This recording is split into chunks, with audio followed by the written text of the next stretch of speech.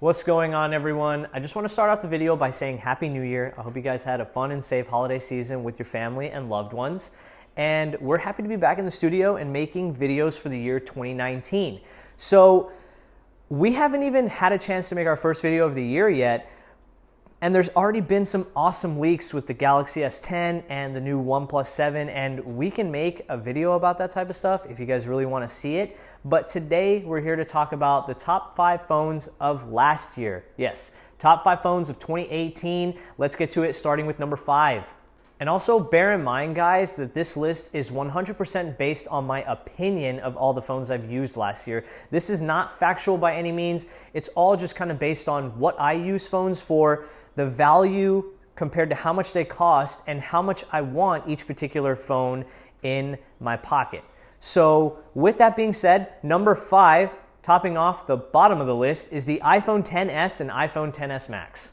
So yeah, the phone that I use every single day, the phone that I will not leave the house without, comes last on this list.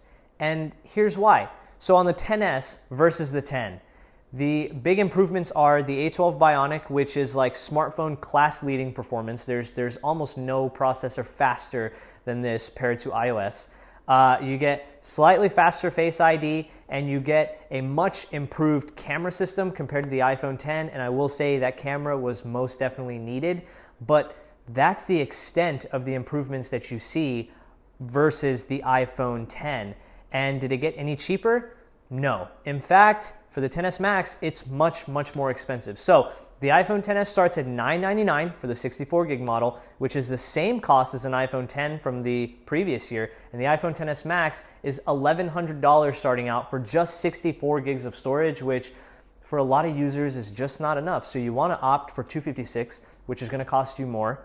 And then you probably want to buy AppleCare for it because you got glass on the front and on the back. So if you want to go and buy an iPhone XS cash at full cost, you're probably going to pay at least $1,200 for just an iPhone XS.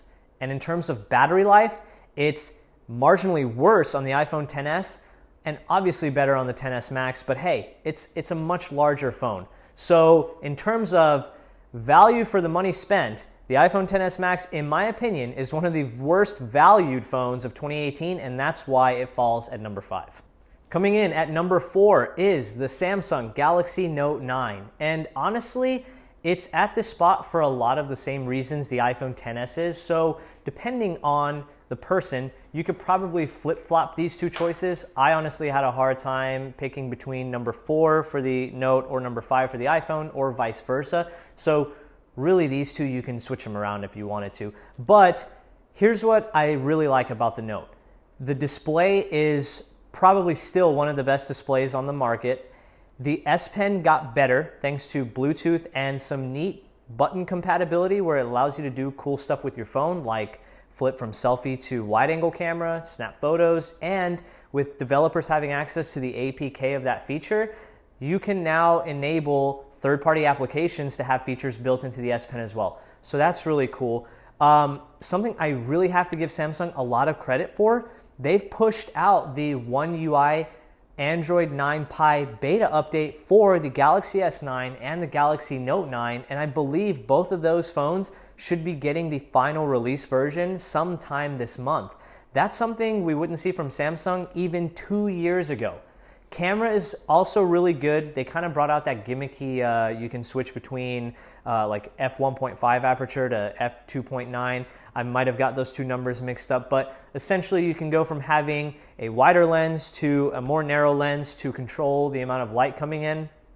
You don't see too much of a difference in a lot of those photos, maybe some with some nighttime photography.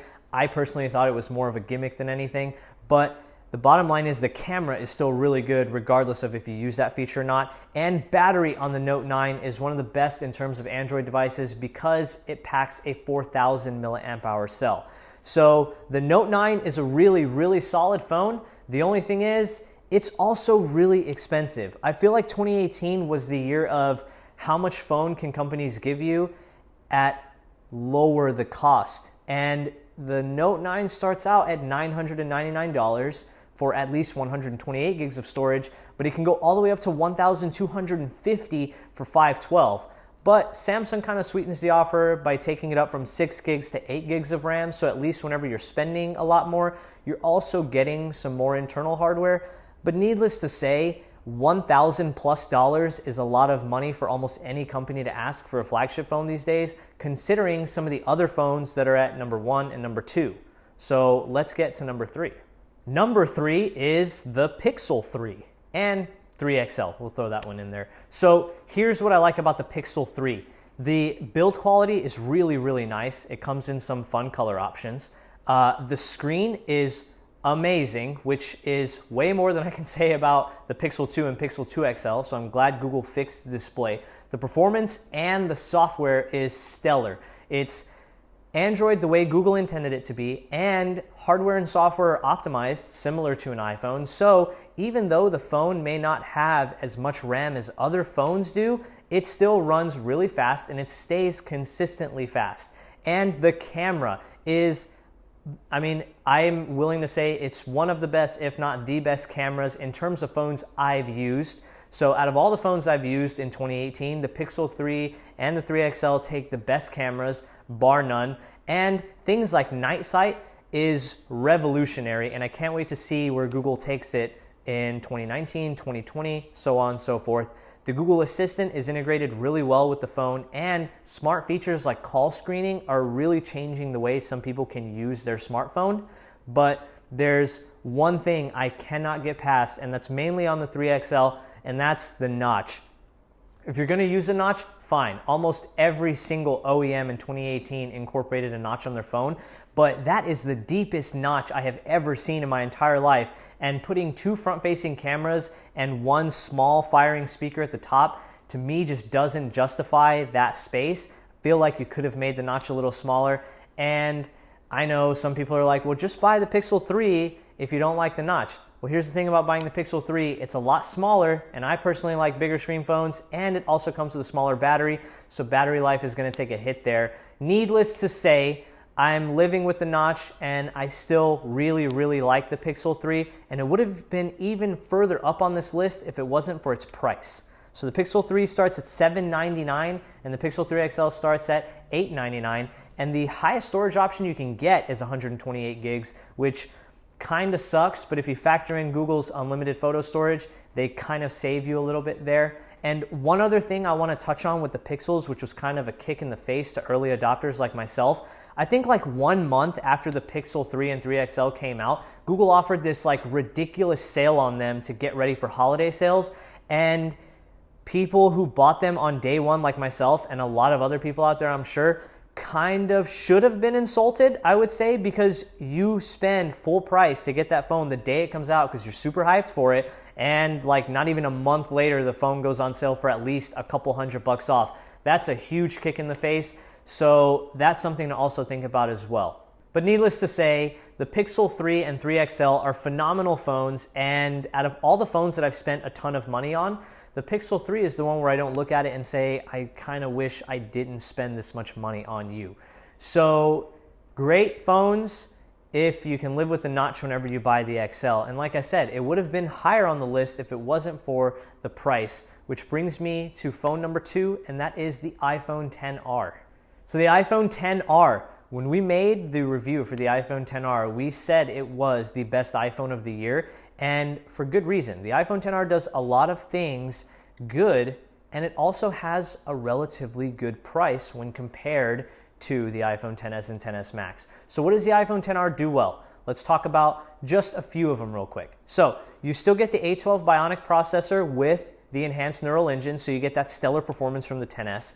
You get IP67 water and dust resistant, not IP68 like the XS, but 67 is still really, really effective. You get a new display based on the iPhone X's design, so just a notch at the top and minimal bezels around the side. The iPhone XR does feature, like I said, minimal bezels compared to the XS that basically has none, but that's something you can definitely live with.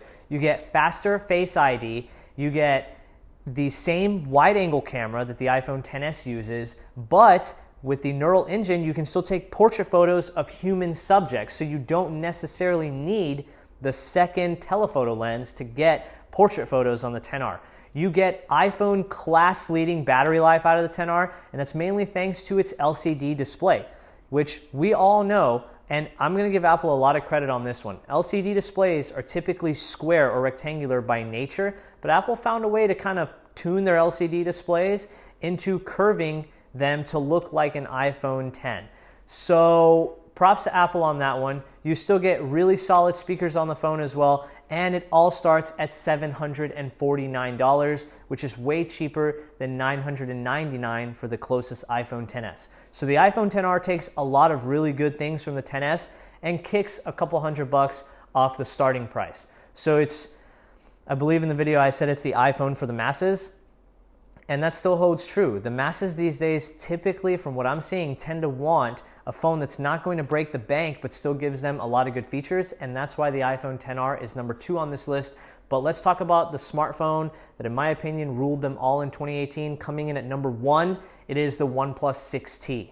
I know I said OnePlus 6T, but the OnePlus 6 absolutely deserves the same spot on this list. So for number 1, we have the OnePlus 6 and the OnePlus 6T, and here's why they were, in my opinion, the best phone of 2018. So you get a Snapdragon 845 processor paired to 6 gigs of RAM, but other RAM options include 8 gigs of RAM and 10 gigs of RAM. You get at least 128 gigs of storage, and other storage options include 256 gigs and 512 gigs. You get Oxygen OS, which is, in my opinion, again, my opinion, guys, the second best operating system that Android is based on, which obviously for me, first is going to be Google's own operating system. But Oxygen OS is slim, it's fast, there's no duplicate apps, there's no unnecessary bloatware, it's not heavy software. You still get regular software updates, which the OnePlus 6 and 6T, I believe, I know the 6T for sure, I'm not sure about the 6, but I know the 6T has Android 9 Pie, and it gets regular security patch updates, which is awesome.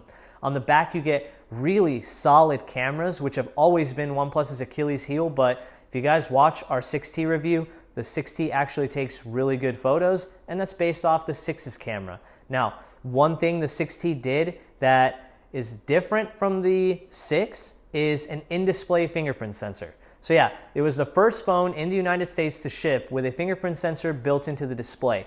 It's not as fast as the one that you'll find on the OnePlus 6, but it's still a lot quicker than what you would expect from a fingerprint sensor embedded into your display. A lot of people might think to themselves, hey, it's a new technology, it might be a little slow, but no. A lot of times you don't even realize how fast it's unlocking your phone. It works that well. Not to mention, OnePlus also has really good battery life, and the 6 and the 6T are really, really solid whenever it comes to lasting at least 1 day. I know some people get 1.5 to 2 days on a single charge, but if you need to top up, fast charging, dash charging, whatever you want to call it, it's the fastest wired charging method on the marketplace right now. And the OnePlus 6T McLaren Edition brought that Warp 30 charge, which is even faster. And you get all this at a starting price of $549 if you want the 6T, but the kicker is that OnePlus didn't kill the 6 whenever the 6T came out, and that's currently listed for $429. You can get a OnePlus 6 for $429 and get all those awesome things that I just told you about for less than half the cost of almost every other phone I've mentioned on this list. And for that reason right there, that's why OnePlus 6 and 6T took the number 1 spot, and in my opinion, the best phone of 2018. But we're already here in 2019, guys, and I cannot wait to see what a lot of these manufacturers are going to bring out. Be sure you guys smash the subscribe button on the bottom. Make sure you're subbed to the channel because we're going to start releasing more videos again now that the New Year's come out, and you don't want to miss those videos.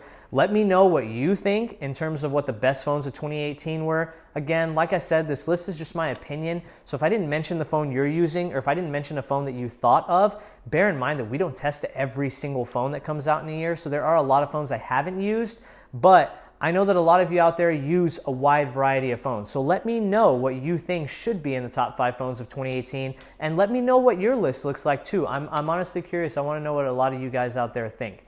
Don't forget to hit like and subscribe like I already said. Thank you so much for watching, and I'll catch you guys in the next one. Peace.